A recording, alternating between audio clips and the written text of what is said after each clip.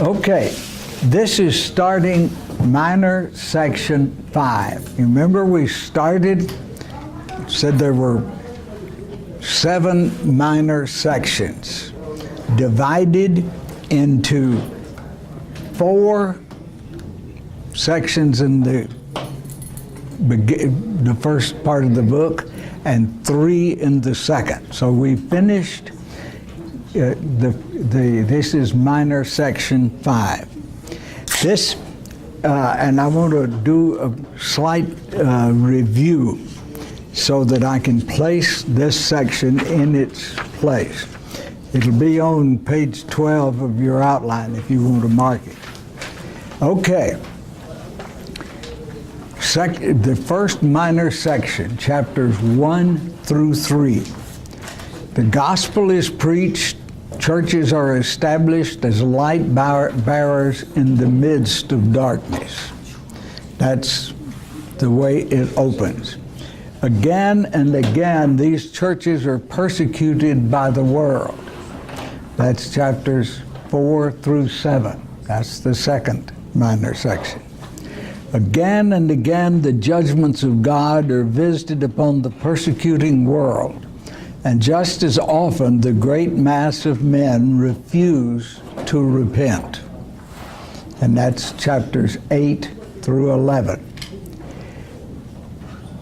The question, again and again, this conflict between the church and the world points to a deep, fundamental warfare between Christ and Satan. That's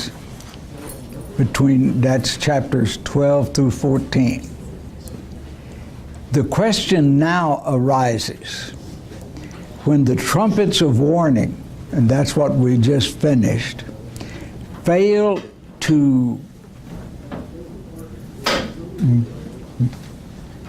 cause people to repent, when the catastrophes that God sends upon the world as warnings, that's the 7 trumpets.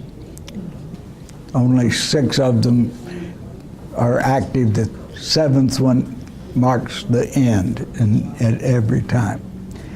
When that fails, now think about God as a God of justice, a God who loves his followers, who has a sense of protective responsibility for their welfare. That's exactly what the term love means. Love is the commitment to the well-being of another person. Now that's basically what agape love means. And it's God's love is always agape. And he wants what's best for us. He has promised that he will use the full power of the universe to protect and care for. Now that doesn't mean we don't suffer. It doesn't mean we don't die. It doesn't mean we don't have bad things happen to us. But by faith we know that God has a purpose in those things that the world does not recognize. We just had the phrase that I've been coming up to. We talked about it last week. Precious in the sight of the Lord is the death of those who believe in him, or his saints, his those who belong to him. And so when what he has done to warn people doesn't succeed, what is God going to do? I want to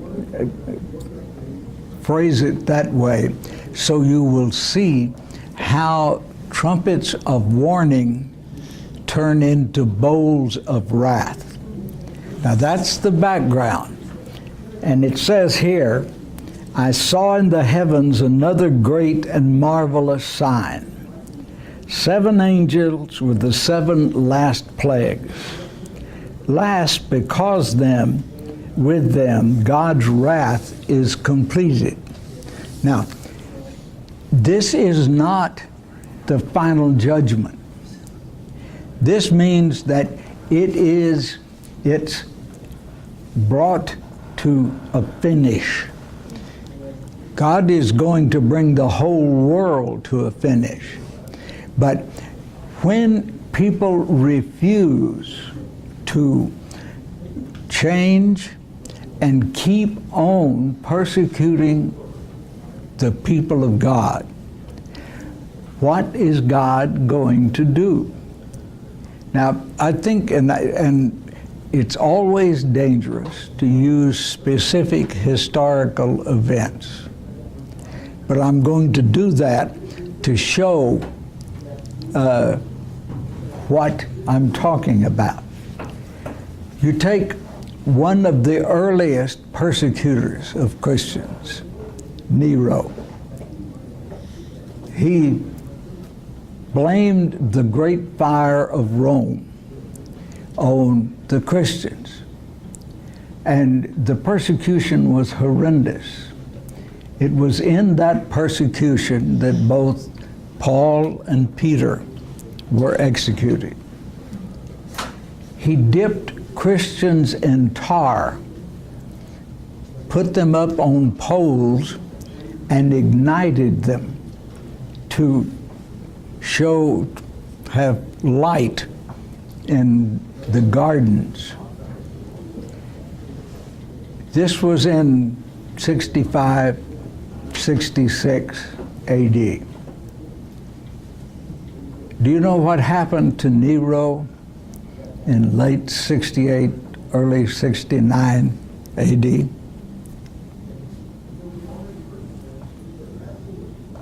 Anybody? Didn't he go crazy or something? Well, he was crazy all the time. He didn't go crazy. He was banished, wasn't he? Or? No. Was he eaten by worms? What? Was he eaten by worms? Or No, that's another one I'm going to use to illustrate. That's Agrippa, Herod Agrippa II.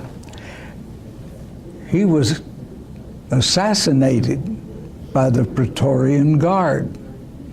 They chased him around the palace, and he went screaming in terror until one of the big Germans, who was part of the Praetorian Guard, stabbed him with a sword through the middle, and then the whole guard killed him, dispatched him.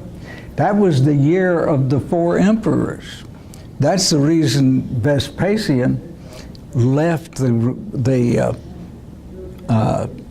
siege of Rome, because the 10th Legion proclaimed him imperator, and he either had to make good on that by taking the legion back to Rome and establishing the fact he was the emperor, or he would have been executed by whoever got to be emperor. And there was Otho and Galba, and Vespasian, and one other one I can never remember who, but his end came, and he was still a comparatively young man in his 40s. And now that's the one. Now I'll get to Herod Agrippa II. He had James, the brother of Jesus, leader of the Jewish Christians in Jerusalem, and he had him put to death. And when he saw this, I'm almost quoting from the book of Acts, Luke in the book of Acts, when he saw this pleased the Jews, he put Peter and others in jail, and he intended to execute them. But he went down, let's see, where was it? It was Caesarea Maritima, Caesarea Maritima. And he made a speech And the people said, "Oh, it's the voice of a God, not a man." And he accepted the accolades. And he fell down, and the worms ate him, broke out of his belly. Josephus doesn't give the details that Luke does, but he mentioned if that happened. You can have others. I'm not, again, I want to be careful. What I'm doing is illustrating a point, not saying that's what Revelation teaches. Do you understand? I'm going to make sure that I'm just doing that. This is human illustrations of the principle I'm talking about. Adolf Hitler, one of the most wicked people in my lifetime, if not, although Joseph Stalin would come awfully close. And he committed suicide when he was still relative. He was only in his, 61, something like that. And to the last week, when Russian soldiers were within 250 yards of the chancellery, he still lived in his fantasy world that he could just if he could just get this army to come down here, he could still win. But nevertheless, he failed. Now, that's what I'm talking about when I talk about the wrath of God is completed. Now, we come back to this idea that what to one man is a trumpet of warning, to another person is a bowl of wrath. You take two men. One, the romantic view of World War II was there's no atheists in foxholes. Well, it's sad to say there were. But you could have two men side by side in, say, on Okinawa, which was one of the most dreadful battles of World War II for Americans. And one could see that horrible experience as something to cause him to be converted. What's the Charles preacher in Dallas? Swindoll. What? Swindoll. Swindoll. He was a Marine officer on Okinawa, and that's when he made his commitment to Christ. Right next to him could be a man for whom that horrible experience was just horrible and didn't change him at all. One of those men heard the trumpet of warning. The other one heard only the bowl of wrath. Are you getting the point that I'm trying to illustrate here? So when it says this is called the last plagues, because with them the wrath of God is completed, there are a group of people who are persecutors, anti-God, whatever, that God decides in His wisdom. Now, here is the problem. We try to decide for God. We are the ones that want to make the decision. And we pick the people we don't like. That's the reason I hesitated to pick particular people. But God picks them. And He picks them on the basis of furthering the kingdom the spread of the gospel. Perhaps Idi Amin in Central Africa was one, because I picked that space because the spread of biblical Christianity is the fastest in sub-Saharan Africa of any place in the world. And then perhaps you could go to Asia. You could have a Pol Pot in Cambodia. And he was one of the wickedest men that lived in the late 20th century. See, we don't have the wisdom to make that judgment. For us, it's a matter of faith. We know that if somebody gets completely out of control in preventing the plan of God to take place, God will eliminate them. He is going to see His plan succeed. So again, our task is not to select people for the wrath of God, but to know that we are protected by God, and that if in accomplishing the death of some enemy of the faith, we happen to die, our death is qualitatively different from that of the man who has nothing but the wrath of God, or the woman who has nothing but the wrath of God. Does that make sense to you? And remember, that's in line with the whole flow of the book. So, see, one thing leads to another. The gospel being preached leads to persecution by the world. Judgments of God are visited on the persecuting world.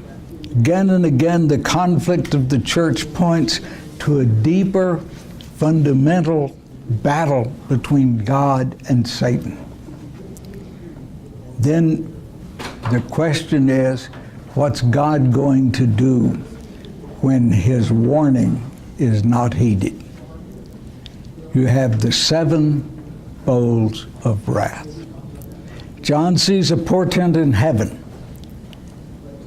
And I saw what looked like a sea of glass mixed with fire, and standing beside the sea, though.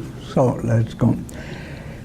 This phrase, sea of glass, what does that mean to you? I've just been translating the sea of glass in front of the throne. And I know that anybody? It's smooth and Like a mirror? like a Transparent. Somebody said blue, Said mirror. mirror, Shiny? shiny, transparent. Do you know how I translated it? And I've got good linguistic reason for this. An expanse of glass, clear as crystal. It's more like a pavement of glass. And for years I thought a sea, and I was depending on commentators.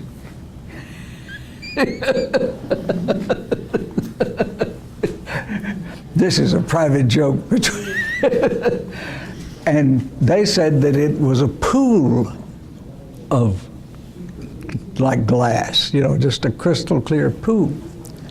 It doesn't mean that at all. It means something stretched out, like the sea. And here he saw, whether this is the same expanse or sea of glass that John saw in front of the throne or not. This looked like a sea of glass mixed with fire, and standing by the sea, those who had been victorious over the beast and his image and over the number of his name. They held harps given them by God and sang the song of Moses, the servant of God, and the song of the Lamb. Now, I suspect this is a reference to the same sea that's in chapter 4 in front of the throne of God. But now it is symbolic of God's protection. Notice the people that were there were those who had been victorious over the beast and his image and over the number of his name. They held harps given them by God. They had been given, and these are harps made out of gold, as all the things that had to do with the inner sanctuary, the Holy of Holies, service to God. They were given harps. One of the ways in which the ancient Mediterranean world expressed joy was in great groups of singing to harp or lute, some kind of music like that. The birthday of the emperor was celebrated by all the Vestal virgins singing in white robes and harps. I'm sure that John was aware of that. And so the image is only God is to be worshiped this way. These people were victorious. And then what about the mention of the Song of Moses? What does that mean to you?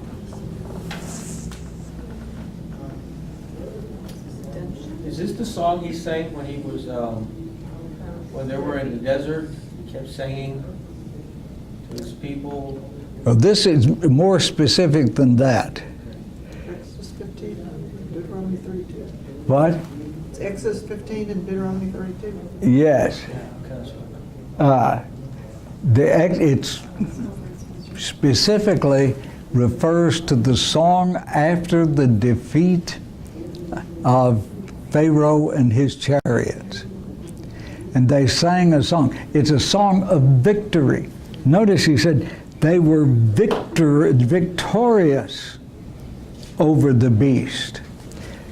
How can we win over this beast? How can we be victorious over it? Let God do it. What? Let God do it. Yes, especially Jesus. I have won the victory. I've conquered the world. But notice, how did Jesus conquer the world? He didn't go out with a sword or an army. What event? the cross. The cross, exactly. He won by suffering. Is it any wonder? Jesus himself asked this question. If they killed the leader, what are they going to do to his followers? See, Paul considered it a joy, a blessing. So did Peter. To be counted worthy to suffer in the same way his Lord had suffered. we modern Western people have a very negative attitude toward pain. We take 20 billion pounds of over-the-counter painkillers a year in this country. Think about that. If you got a pain, take a pill. Now, I am not downgrading pain. I have hurt so bad that I've laid on the bed and wept bitter tears. When I had my first back problems and had my first back surgery, I could lie flat on my back, but 30 seconds in an upright position, sitting, the pain started, and you remember my illustration of turning on an electric element on a stove. The longer it stayed on, the redder it got. So I'm not downgrading that. I'm just saying that we shy away from pain. Now, do you know that pain is a gift from God?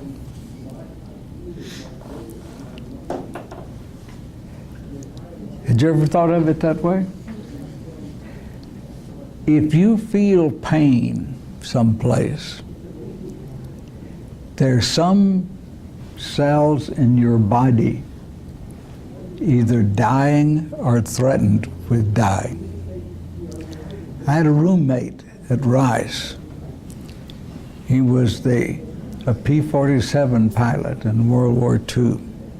He was the train-busting ace of the European theater of war. He had confirmed destruction of, I think, 54 or 55 trains. He told me how you did it. You found a train going down the track, you circled around, you aimed 3 cars behind the locomotive, went into a shallow dive, and as you got close to it, you turned on the 6 50 caliber machine guns and the 30 millimeter cannon that fired through the nose of the P-47 and pulled out and decided either to the left or the right, because you didn't want to be over the boiler when it blew up. And he got, one time he did, and a piece of shrapnel went just in front and above his right ear, went all the way through his brain and came out on the other side. He was very lucky to be alive, but when he regained consciousness, he could not feel physical pain. 3 times a day he stood up in front of these 3 mirrors like they used to have, maybe still do in dress shops and where you try on suits and things. He would examine his body to see if something was wrong. They removed his appendix, his tonsils, and anything else they could think of that he could get along without before he left the hospital. So he could have gotten something wrong with him that would have killed him before he even knew about it. Always use that example to give you, I want you to have a different perspective on pain. Well, it's the same thing that happens to under control diabetes. They have such nerve damage. Yes. They don't know that they cause gangrenous. Yes, that's a good example, yes. So, I hope you have a different attitude toward pain. Now, I'm not advocating masochism. one of the things that some of the early theologians had to do was to keep people from deliberately becoming martyrs because they got so much recognition from the other church members of the church. You don't go out looking to be martyred or persecuted, but if it comes, you have a different attitude toward it. Okay, the Song of Moses and the Lamb. It's a song of victory. There is a parallel between God's action in destroying Pharaoh and his army and Christ's work on the cross. It wins the victory. And so, since both Jew and Gentile are now one people of God, the victory song is not just victory over Pharaoh, but victory over the whole world. And they sing a song. Great and marvelous are your deeds, Lord God Almighty. Just and true are your ways, King of the ages. We will not fear you, O Lord, and bring glory to your... Who will not fear you, O Lord, and bring glory to your name? For you alone are holy. All nations come and worship before you, for your righteous acts have been revealed. The righteous acts of God. George Ernest Wright and F.M. Cross, I think it was, yeah, F.M., wrote a book called The God Who Acts. And they were taught at the Divinity School at Harvard. I never had a course. George Ernest Wright had retired by the time I got there. And I never had a class under F.M. Cross. He was an Old Testament scholar. But I met him at a dinner party one night, and we talked about this concept of the mighty acts of God. God is a God who acts in history and in time. He's not pie in the sky by and by. He acts in and through historical events. And therefore, he is a God who can take care of his people as we live in history and in time.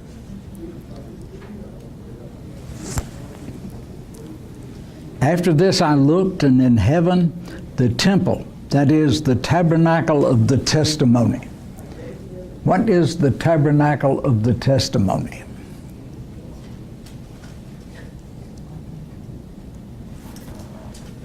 That's where the stone tablets that was called the testimony of God.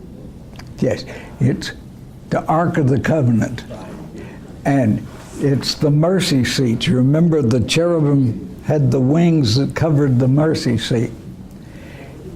That means that we, and this I'm going to draw on some writer of Hebrews teaching, that is now open to us because the victory of Christ. Just as the promised land was open to the Jews' occupation, so now because of the victory of the Lamb, that Holy of Holies is open, and we can enter that. I mean, the writer of Hebrews takes a chapter or two to work out the idea of that. Just think, you remember what happened when Christ died? What happened? And that curtain was the one that separated between the holy place and the most holy place, so that the sanctuary, and as the writer of Hebrews said, through his body we can enter into that holy place. I wish we could get a really good idea of this. Some people say, well, you know, if God is going to save some people that never heard about Christ, and I think implication is that in Paul's Roman letter, he will, said it'd be better not to preach the gospel to hogwash. The gospel is a whole lot more than fire insurance, folks.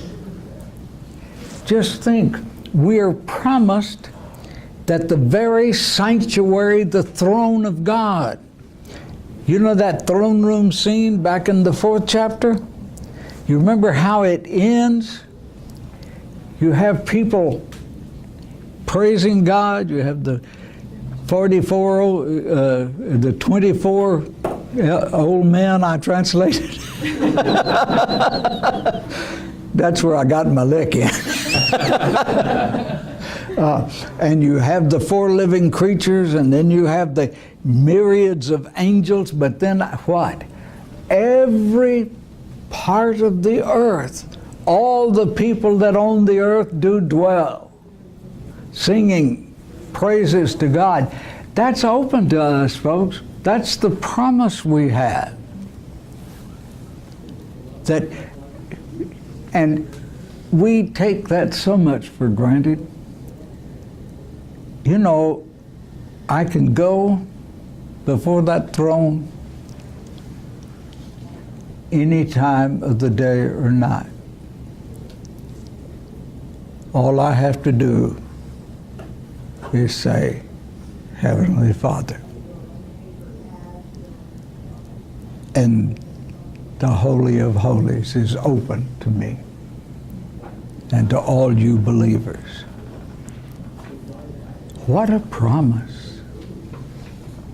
What a promise. No wonder they're singing the song of victory.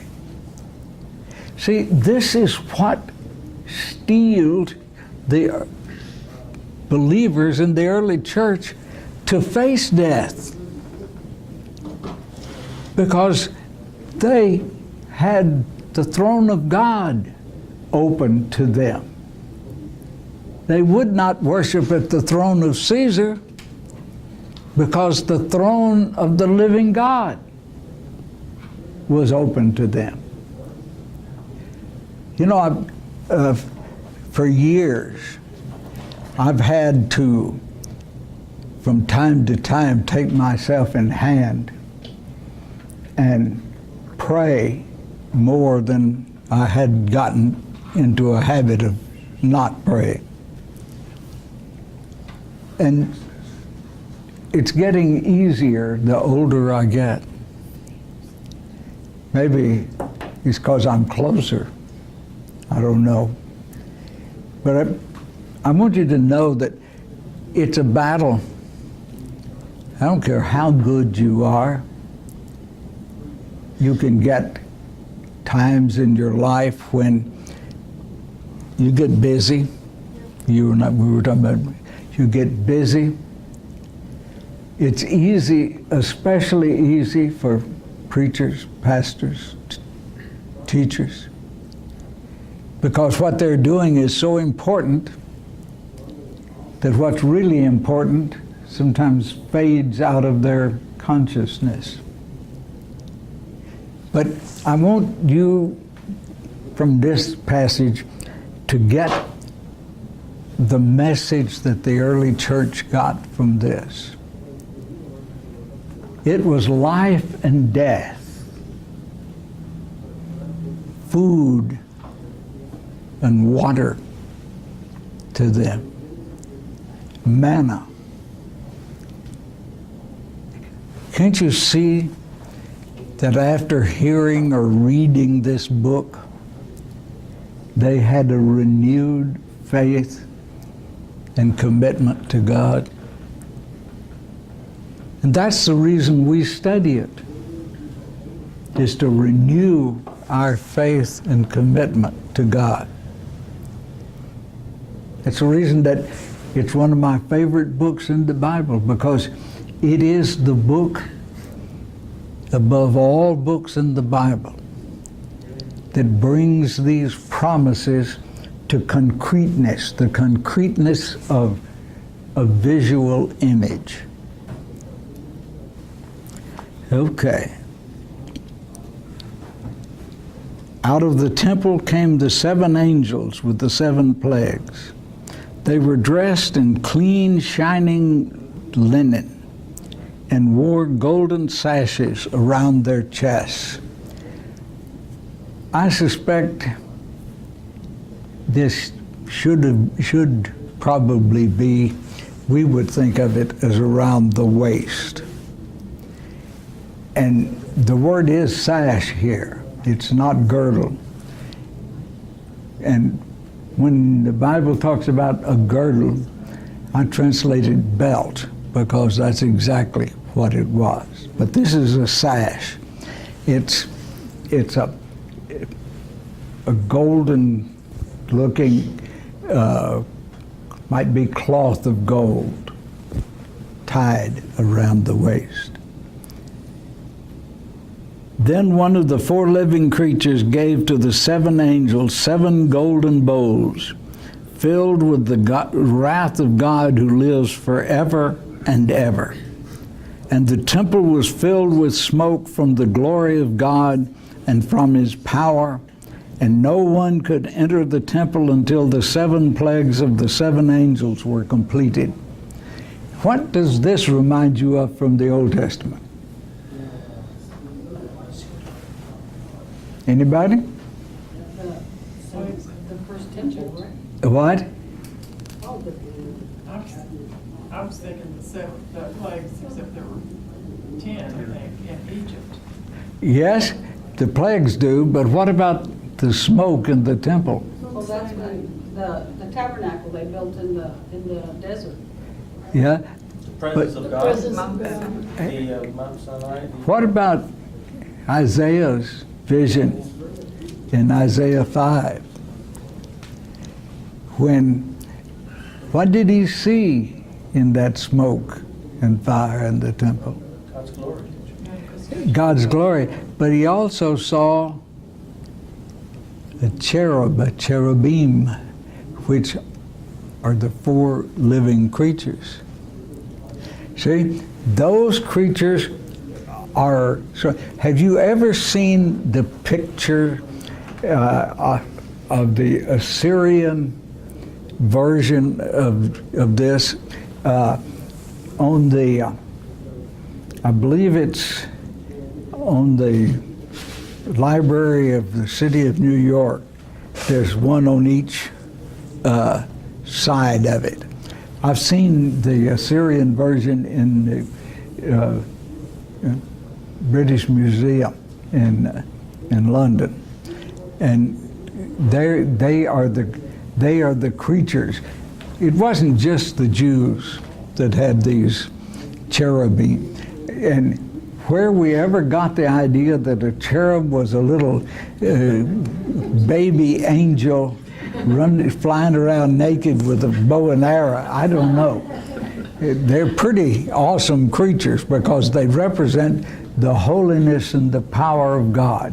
So this brings back the vision that Isaiah had in the temple.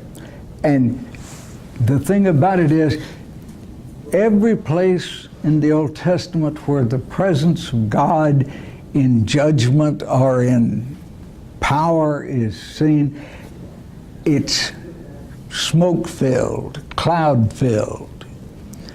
There's flashings and rumblings and earthquakes.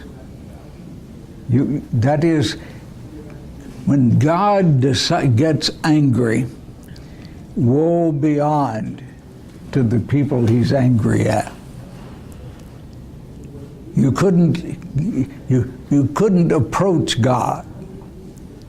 See that? You couldn't come close to God because until his wrath was finished and completed. Then I heard a loud voice from the temple saying to the 7 angels, "Go, pour out the 7 bowls of God's wrath on the earth." The first angel went and poured out his bowl on the land, and ugly and painful sores broke out on the people who had the mark of the beast and worshipped his image. Now notice, this is another one of those. You remember when we had the horsemen who had stingers in their tails, and it only affected the people, the enemies of God's people? This wrath, this final judgmental wrath, are for the people who have the mark of the beast. Now, Just a comment, when you mentioned Isaiah, uh-huh. I think you said Isaiah 5, I think Yeah. it's Isaiah 6. Yeah, okay. Isaiah- Oh, you know what? I do that quite often. Isaiah 5 is the vision of the vineyard. Israel as a vineyard, and then 6, you're right. Thank you. When you're doing this extemporaneously and ad lib like I do, you make some mistakes, and I'm open to correction always. Yes. Question, on the bowls, isn't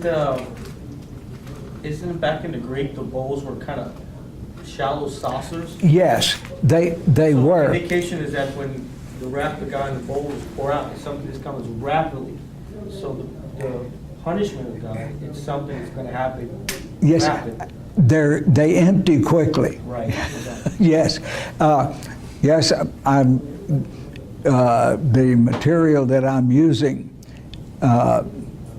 from to make my translation of Revelation brings out that these were they're called craters in Greek, Kraters, and they are open, flat, kind of like old-fashioned wash basins, but made out of gold. Okay. The second angel poured out his bowl on the sea. Now, sores, what does that make you think of? What? Did you say swords or swords? Sores, S-O-R-E-S, ugly sores. Like plagues? Yeah, the plagues of Egypt, boils, it says there. And they are actually from a root word where you get the boil-like lesions of bubonic plague. And the reason it's called bubonic is they're bobos, not boo-boos. B-O-B-O-E-S, I think is the way you spell it. Anyway, see, the imagery of this book is rooted in the rest of the Bible. We must not separate Revelation from the rest of the Bible, like a lot of people do. It's rooted. It's actually a really good summary of God's plan and the way He is in control of history. It's a projection of that, not separated from it. The third angel poured out his bowl on the rivers and springs of water, and they became blood. This actually word here is like old blood, coagulated blood, clotted blood. And I went back and read the requisite chapters in Hendrickson, the book you gave me, and got this. Then I heard the angel in charge of the water say, "You're just in these judgments, you who are and who were the Holy One, because you have so judged. For they've shed the blood of your saints and prophets, and you've given them blood to drink as they deserve." Now, many people find the idea of God punishing people very distasteful. you'll find that, especially back in the time of the Enlightenment, the beginning of modern atheistic type approaches, a lot of it was, you know, he was a bloody old tyrant. And yet, if you were the subject of those who were persecuted, you might have a different viewpoint. And so John sees, or God allows John to hear the voice saying, "You are just in doing this. God is holy and righteous forever. It is His will that has been thwarted. It is His purposes that have been attacked.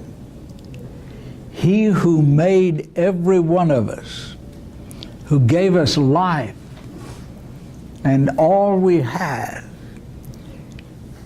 we cannot overestimate the wickedness of people who deliberately set about to oppose the God who made them." Now, it's very easy from the perspective of preachers to get up and preach hellfire and damnation and call down the wrath of God on their enemies. I don't believe in that. It's tragic that God has to intervene this way. No human life should be taken without recognizing Him who made it. There is no joy. I hear people almost dancing for joy when certain people are killed or died or executed or something. That's not a biblical idea. God, in the person of Christ, wept over the judgment that was going to come upon Jerusalem. He shed tears for them, even though He recognized the justice of what was going to happen to them. And that's the attitude that we need to have. I think that's a good place to stop.